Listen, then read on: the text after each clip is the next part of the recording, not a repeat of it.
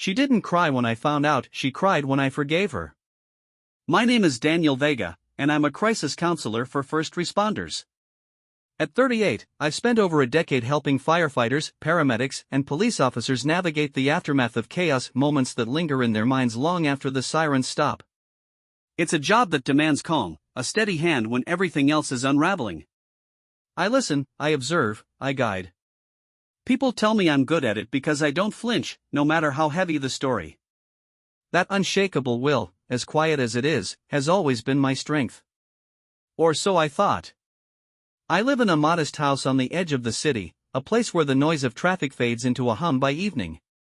My wife, Elise, and I picked it out together 12 years ago, back when we were still giddy from our wedding and dreaming of a future that felt limitless. She was 23 then, a spark of energy to my stillness. We met in college, in an art history class where she dismantled a professor's take on a painting with a passion that left me speechless. I'd never met anyone like her, intelligent, elegant, but restless in a way that drew me in. Her laughter could fill a room, but there was always something in her eyes, a flicker of longing I couldn't quite place. We were opposites, and for a long time, that worked. My calm anchored her, her fire pushed me to see the world differently. We'd spend weekends exploring galleries or hiking trails, talking about everything and nothing. She'd tease me for being too serious, and I'd counter that someone had to keep us grounded. It was our rhythm, our balance. We married young, me at 24, her at 21, and built a life I thought was solid. Not perfect, but real. But lately, that balance has felt off. Elisa's restlessness, once a spark I admired, has grown into something else, something distant. She's 35 now, and the woman who used to light up at my suggestions for a quiet night and started sighing instead. I want more, she'd say, her voice soft but edged with frustration. More excitement, more passion, more life. I tried to keep up, booking weekend getaways, suggesting new restaurants, but it never seemed to reach her. There was a hunger in her I couldn't touch, and it left me uneasy. About a year ago, she started attending workshops. Personal growth, she called it, her eyes brightening in a way I hadn't seen in months. She'd come home late, buzzing with stories about the people she met, the ideas she'd unpacked. One name kept slipping into those stories, Victor Hale.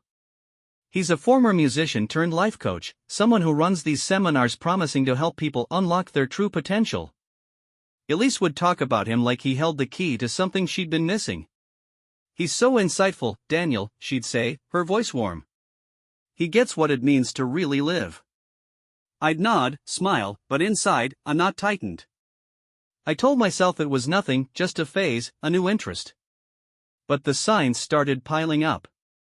Her phone, once left carelessly on the counter, now stayed close, face down, silent, always within reach. She'd check it quick when it buzzed, her fingers darting to the screen before she'd set it back down. Our talks grew shorter, her mind elsewhere even when she sat across from me at dinner. And then there were the late nights, her coming home with vague excuses about friends or work, her tone too casual to feel true. I'm not proud of it, but I started watching closer. I'd glance at her phone when she stepped away, though it was always locked. I'd ask about her day, listening for the cracks in her stories. It felt wrong, like I was crossing a line, but the doubt gnawed at me. Still, I didn't push. I was afraid of what I'd find, afraid that asking would make it real. So I waited, hoping it'd pass, that we'd find our way back to the rhythm we'd lost. One night, about a month ago, we were on the couch watching a movie, some light comedy neither of us cared about. Elise was next to me, her head on my shoulder, but her body was stiff, like she was holding herself back. In a quiet scene, she turned to me, her voice low. Do you ever feel like we're just going through the motions? I blinked, caught off guard. What do you mean? Like we're living the life we're supposed to, not the one we want. I frowned. I thought we were happy. Aren't we? She sighed, a sound that carried more weight than words. Happy? I don't know, Daniel. Sometimes I feel like there's more out there, and we're missing it. More what? I asked, keeping my tone even. More everything. More passion, more adventure, more life. I didn't know what to say. I wanted to tell her I loved our life, the quiet mornings, the way she'd hum while cooking, the comfort of knowing someone so well. But that wasn't what she needed to hear. Maybe we should try something new, I offered. A trip, somewhere different. She smiled, faint and fleeting. Yeah, maybe. We turned back to the movie, but the air felt heavier. I knew something was wrong, but I didn't know how to fix it or if I even could. A week later, she came home from a workshop, her face lit up. Victor said the most amazing thing today, she started, diving into a story about how he'd helped someone see past their limits. I listened, nodding, but my mind drifted. The way she talked about him, with such awe, made me feel like I was fading from her world. That night, in bed, I reached for her hand. She let me take it, but her fingers stayed limp, cold. Elise, I whispered, are you okay? Is there something you're not telling me? She paused, then murmured, I'm fine, Daniel. Just tired. But I knew she wasn't. And I wasn't either. Something was coming, something I couldn't stop. I just didn't know what it was yet or how it'd change everything. The morning arrived with a stillness that pressed against my skin, heavy and unyielding. I'd barely slept, my thoughts churning through the night, replaying that voicemail, imagining Elise with him, piecing together every moment I'd overlooked. She was still asleep beside me, her breathing steady, her face calm in a way that twisted something inside me.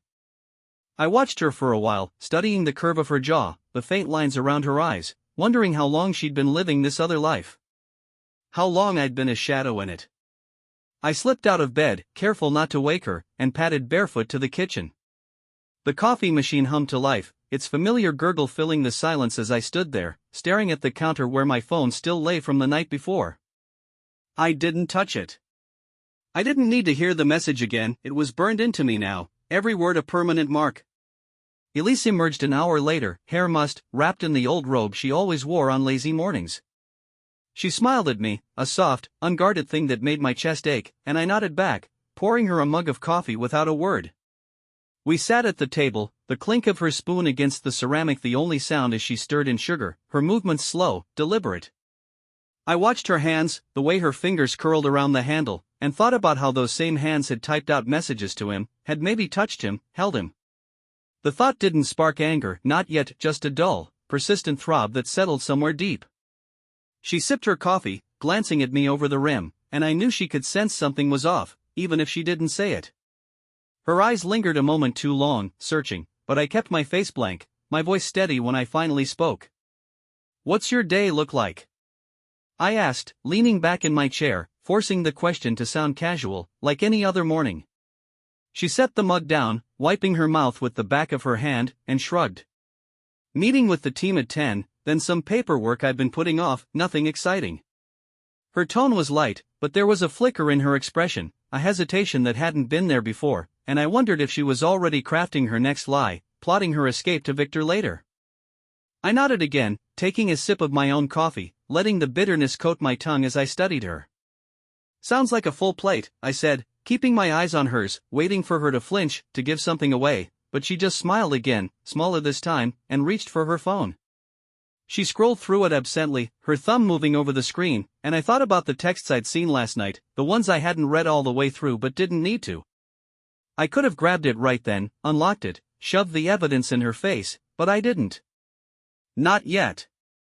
I needed more time, more certainty, more control. The day stretched out ahead of us, ordinary on the surface, but underneath it was something else, something coiled and waiting. I went to work, sat through sessions with clients whose problems suddenly seemed distant, trivial compared to the unraveling of my own life, and listened as they poured out their fears, their regrets. A woman talked about losing her brother to addiction, her voice breaking as she described finding him slumped in his apartment, and I nodded, offered the right words, guided her through the pain like I always did. But my mind kept drifting back to Elise, to the way she kissed my cheek last night, to the sound of Victor's voice on that message. I kept my hands folded in my lap, my posture calm, but inside I was spinning, trying to decide what came next, how to face this without losing myself in the process. By the time I left the office, the sky was bruising into dusk, and I drove home slower than usual, letting the streets blur past, giving myself space to think. When I walked through the door, Elise was already there, sitting on the couch with a glass of wine, her legs tucked under her. She looked up, surprised, like she hadn't expected me so soon, and I caught the quick shift in her posture, the way she straightened up, setting the glass on the table. "You're early," she said, her voice bright but edged with something I couldn't place, and I shrugged, dropping my bag by the door. "Session cancelled," I lied, crossing the room to sit beside her, close enough that our knees almost touched. She smelled like lavender, fresh from a shower, and I wondered if she'd washed him off her, if that's why she'd bathed so late in the day. The thought lodged itself in my throat, but I swallowed it down, reaching for the wine bottle instead. "Mind if I join you?" I asked, and she shook her head, watching me pour, her fingers tapping lightly against her thigh. We sat there for a while, the TV flickering in the background, some documentary about deep-sea creatures she'd put on to fill the quiet. She talked about her day, vague details about her meeting, a coworker's bad joke, and I listened, nodding at the right moments, letting her words wash over me while I studied her. The way she avoided my gaze when she mentioned work, the slight tremor in her laugh, the way she kept glancing at her phone like she was expecting it to light up. I could have asked her then, could have said his name, watched her reaction, but I didn't. Instead, I leaned back, stretching my arm along the couch behind her, and said, "You seem distracted." It wasn't an accusation, just an observation, but her eyes snapped to mine, white for a split second before she recovered, laughing it off. "Just tired," she said, tucking a strand of hair behind her ear. "Long week already." I didn't push it. I let the silence settle between us, thick and heavy, and took another sip of wine, feeling the warmth spread through me. She shifted closer, resting her head against my shoulder, and I tensed, caught off guard by the gesture, by how normal it felt even now. "I'm glad you're here," she murmured, her voice soft, and I wondered if she meant it, if there was still some part of her that wanted this us, or if it was just habit, a reflex to keep me from pulling away. I didn't answer, just rested my hand on her arm, tracing the line of her sleeve with my thumb, and stared at the screen where a fish with glowing eyes darted through the dark. My mind was elsewhere, though, turning over options, weighing what I'd do when the moment came. Confront her tonight? Tomorrow? Wait until I had something concrete, something she couldn't deny? I didn't know yet, but I knew I couldn't keep pretending, couldn't sit here night after night with her secrets pressing against me. Later, as we climbed into bed, she curled against me, her breath warm on my neck, and I lay awake, listening to her drift off, feeling the weight of her body like an anchor I wasn't sure I wanted anymore.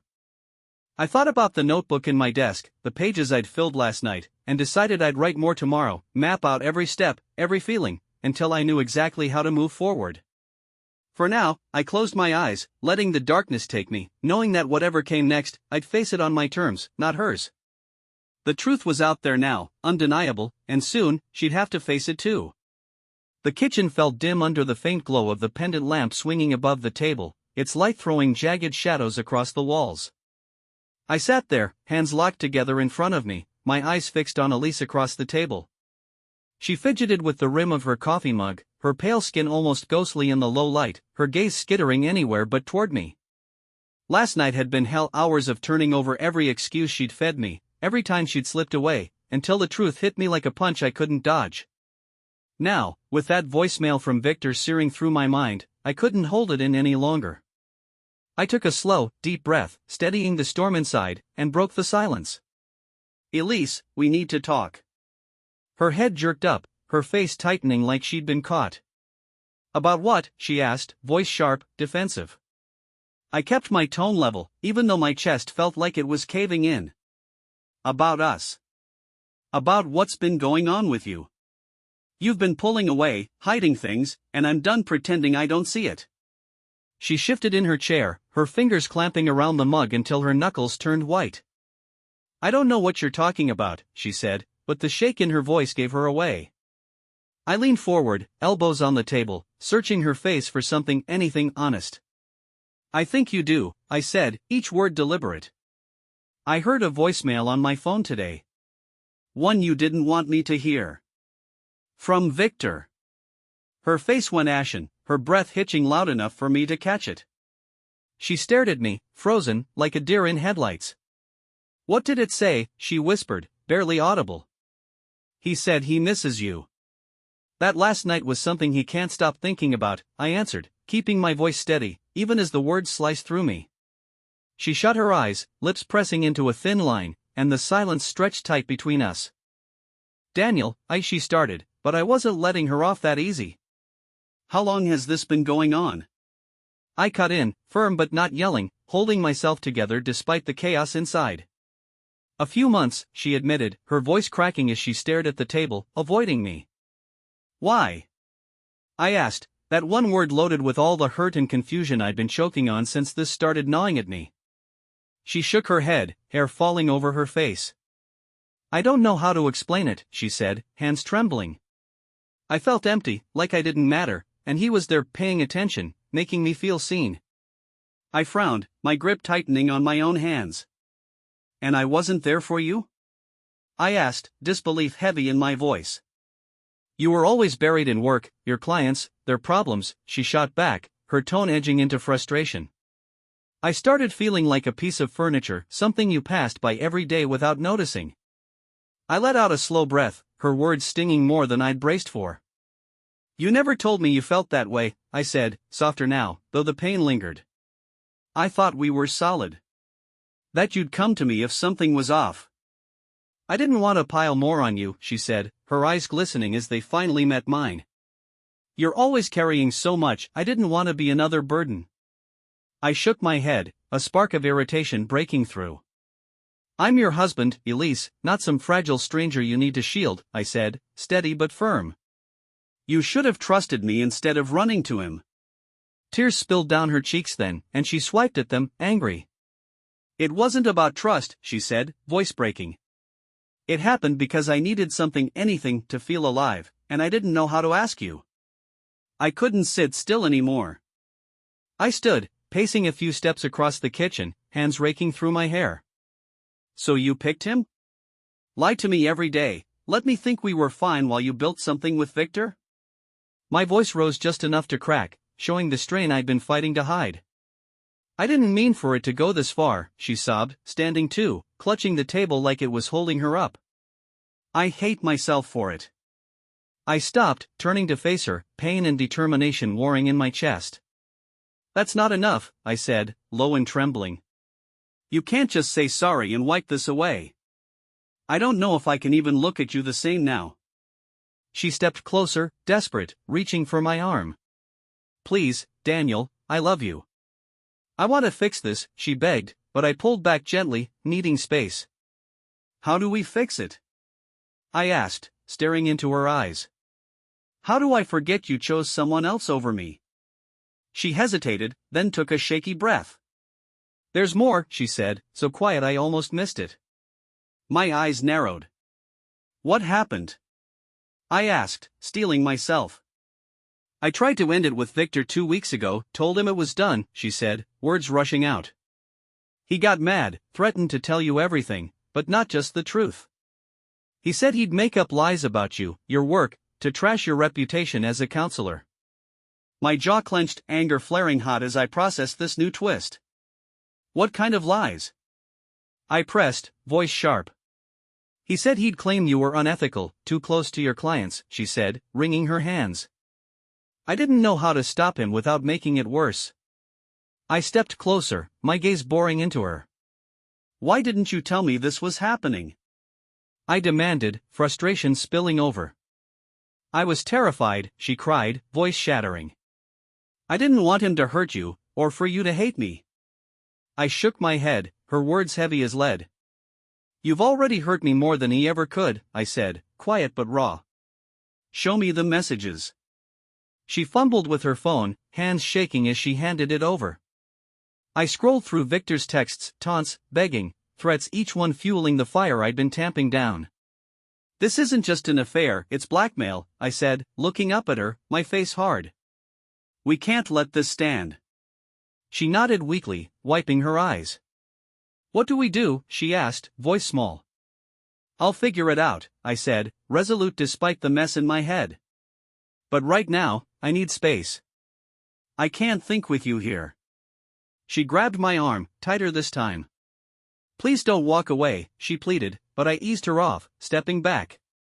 I'm not leaving you, I said, softening just enough to give her something to hold on to. I just need time. We'll talk tomorrow. I turned and walked out, her quiet sobs echoing behind me into the dark hallway, the weight of it all pressing down like a vice. The night dragged on with no end in sight, my thoughts churning through a relentless cycle of anger, betrayal, and a growing need to act. I lay there, eyes fixed on the dark ceiling, replaying Elisa's confession from the previous evening, every detail of Victor's threats looping in my mind. By the time the first hints of daylight crept through the blinds, I'd made up my mind: Victor had to be dealt with. Not in some impulsive outburst, that wasn't me, but with a plan, something calculated to dismantle the hold he had over us. He'd tried to manipulate my wife, threatened to trash my career as a counselor, and assumed he could strut away untouched. I wasn't about to let that stand. I grabbed my phone from the nightstand and typed out a message to him, keeping it straightforward: "We need to talk. Face to face. Tomorrow, 10 a.m., cafe on 5th. His response pinged back almost instantly: "Sure, Daniel. I'll be there." The confidence in his words practically dripped through the screen. Perfect. Let him think he was still calling the shots. The next morning, I got to the cafe early, picking a table tucked in the back where the steady buzz of the coffee machines would mask our voices from anyone nearby. I placed my phone on the table, screen down, the recording app already open and primed with a single tap. My hands didn't shake, my breathing stayed even. I talked people through worse messes than this, even if those were never my own.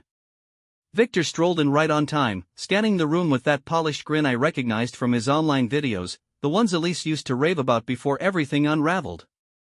He spotted me, sauntered over, and slid into the chair across from me like he was settling in for a casual chat. "Daniel," he said, his tone smooth and practiced. "Good of you to reach out. I think it's smart we sort this out." I gave him a small nod, keeping my face blank. "I agree. There's plenty to go over." I leaned back slightly, hands resting in my lap. "I know about you and Elise. And I know what you've been saying to her about me." His smile twitched, just for a moment, before he laughed it off, the sound light and dismissive. "What I've been saying? Come on, Daniel, you're making it sound sinister. Elise and I have a connection. If she's feeding you some wild story, that's her twisting things." I held his gaze, unflinching. "She showed me the messages, Victor. The ones where you told her you'd tank my career if she walked away from you." He waved a hand, leaning in with a smirk that begged for a reaction. "Oh, those. Look, sometimes people need a little push to see what's good for them. Elise was floundering with you, she admitted it. I was just helping her figure that out." My teeth clenched, but I kept my voice steady. "By holding my job over her head?"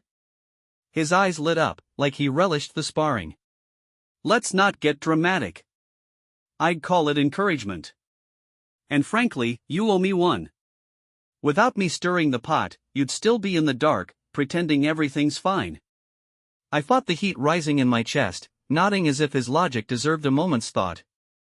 "So, you're saying you threatened her on purpose?" He shrugged, lounging back in his seat. "I did what needed doing. She's better off with me, you know it."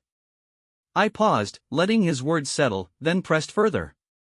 "And the stuff about me? The lies you were ready to spread about my work?" His grin sharpened, a glint of something darker in his stare. "That was just a backup plan. Your reputation's your lifeline, right? One whisper about you crossing lines with clients, and it's game over. But relax, if Elise sticks with me, I've got no reason to pull that trigger." I gave him a thin smile, tapping my fingers lightly on the table. "Good to know. Thanks for laying it out, Victor. This has been helpful." He stood up, brushing his jacket with a flourish, clearly satisfied. "Anytime, Daniel. Glad we're on the same page." As he walked out, I tapped my phone to stop the recording, my pulse thudding in my ears. I had it all, every smug admission, every veiled threat, locked in digital clarity. Now, it was mine to wield. When I got home, I sat at my desk, the audio file pulled up on my laptop, its potential humming in the silence. I could send it straight to his clients, his sponsors, even that podcast he'd bragged about last month, watch his whole world collapse in a day. But I stopped myself, running through the risks. If I moved too sloppily, he'd lash back, maybe concoct some story to drag me down with him. I needed precision, not chaos. I called Marcus, a friend from my grad school days who now handled PR for a news station. We met at a diner, and I laid out the basics, skipping the personal mess, pitching it as a professional grudge. Marcus listened, sipping his coffee, then set the mug down with a nod. "We can drop it anonymously," he said. "Plant it on a coaching forum, let it spread naturally. He won't trace it back to you." I agreed, and we hashed out the details, setting the wheels turning. Elise, meanwhile, floated around the house like a shadow, her face puffy from crying, her steps hesitant. I'd kept my distance since our last talk, but I knew we couldn't dodge the inevitable forever. That night, I found her in the living room, the TV flickering with some show she wasn't watching. I sat on the couch, a cushion between us. "Elise, we've got to figure out what happens now." She turned to me, her eyes searching mine, a fragile hope in them. "Are you saying there's a chance for us?" I shook my head, keeping my tone gentle but firm. "I'm not sure. But I think we need outside help. I'll go to couples therapy with you." Her breath caught, surprise mixing with something softer. "You'd really do that? After what I did?" I nodded, my face serious. "Yeah, but not to patch things up. To sort out what broke, and where we go from here, together or not. You've got to own this, and I've got to decide what I need." She swallowed, her voice small. "Okay. I'll do it." We booked a session for the next week, and I watched her grapple with the fallout, her regret seeping into every quiet moment. 3 days later, Marcus texted, "It's live. Forums blowing up." By nightfall, Victor's name was everywhere, clients bailing, sponsors cutting ties, his online pages flooded with accusations. He tried reaching Elise, but she blocked him, her hands shaking as she did it. I didn't crow about it, vindication wasn't the point, but a steady calm settled over me, a sense of ground reclaimed. In therapy, we started peeling apart our marriage, exposing years of drift and buried frustrations. It hurt, digging into that mess, but it felt right. And bit by bit, I noticed a change in myself, sharper edges, a clearer head. Victor was out of the picture, his leverage gone, and whatever lay ahead with Elise, I knew I'd meet it standing taller than before. I sat in my new living room, the sun streaming through the window and warming the space I'd been working to make my own. The sound of waves hitting the shore drifted in from outside, a constant, soothing reminder that I'd left the chaos of the city behind me. It had been 3 months since I moved to this coastal town, 3 months since I walked away from everything that had defined my life before. The house wasn't much, small, simple, but it was mine, a refuge where I could finally catch my breath. I'd spent the morning unpacking the last of my boxes, and now, with everything squared away, I let myself sit and take it all in. The past few months had been a whirlwind, a messy tangle of emotions and tough calls. Confronting Elise about Victor, wading through the wreckage of our marriage, it had left me drained but strangely relieved. The therapy sessions were rough, no sugarcoating it. They forced me to dig into the fractures that had been splitting us apart long before Victor slithered into the picture. We'd sit there, talking for hours, sometimes just spinning our wheels, trying to pinpoint where it all went wrong and whether there was anything left to salvage. In the end, we called it quits. It wasn't some dramatic blowout, just a quiet, mutual agreement that we were done. Trust was gone, shattered beyond repair, and I couldn't keep living in that shadow. Elise felt it too, her guilt eating at her. So we sold the house, split our stuff, and went our separate ways. It stung, sure, but it was the right move. Now, sitting here with the ocean breeze sneaking in, I felt a calm I hadn't known in years. I'd learned a hell of a lot, not just about what went down with Elise, but about myself. Turns out I'm tougher than I thought, able to push through the worst of it without breaking. Therapy taught me to stand my ground, to stop letting people pull my strings. And forgiveness? That was the big one. Not just letting Elise off the hook, but cutting myself some slack for missing the red flags, for not fixing what was broken. I figured out forgiveness isn't about pretending it didn't happen, it's about dropping the anger that's been choking you, setting yourself free. As I sat there, my mind wandered to the trauma recovery center I'd started in town. It's small, nothing flashy, but it's already changing lives, guys like me who've been through the ringer. I'd thrown everything I had into it, using what I'd been through to help them find their footing. It's hard work, but if it doesn't feel good to have a purpose. I glanced out the window at the ocean stretching out forever, and for the first time in a long time, I felt hopeful. Sure, there'd be rough days ahead, but I was ready for them. I'd walk through fire and come out the other side stronger, sharper, and bent on making something of myself. The past was done, and the future was wide open. I took a deep breath, hauled myself up, and headed for the door. I had a meeting at the center in an hour, and I wasn't about to stroll in late. Outside, the salty air hit me full force, and I cracked a smile. This was my fresh start, and I was well going to own it. But as I walked down the street, my mind flicked back to the last time I saw Elise. It was a few weeks after we'd decided to split, met at some cafe to sign the final papers. The air between us was heavy, loaded with stuff we'd never say out loud, but there was a kind of peace too, like we were finally closing the book. "I'm sorry for everything," she said, her voice steady, solid but laced with something sad. "I know I hurt you, and I'll carry that regret forever." I nodded, feeling a mix of grief and something lighter, like acceptance.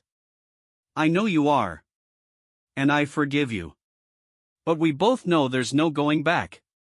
She fidgeted with her wedding ring, twisting it around her finger like she wasn't ready to let it go. "I get it. I just want you to be happy, Daniel. You deserve that." "You too," I said, and I meant it. "Hope you find what you need out there." We signed the papers without another word, and when it was over, we stood up and hugged. One last time. It was heavy, but it felt final, like we could both move on. Now, nearing the center, I was thankful for that moment. It let me turn the page without all that baggage holding me back. I was ready to pour myself into this work, into helping other guys claw their way out of the dark, same as I had. With that in my head, I pushed open the door to the center, the hum of voices and life greeting me as I stepped inside. This was my spot now, my fight, and I was all in.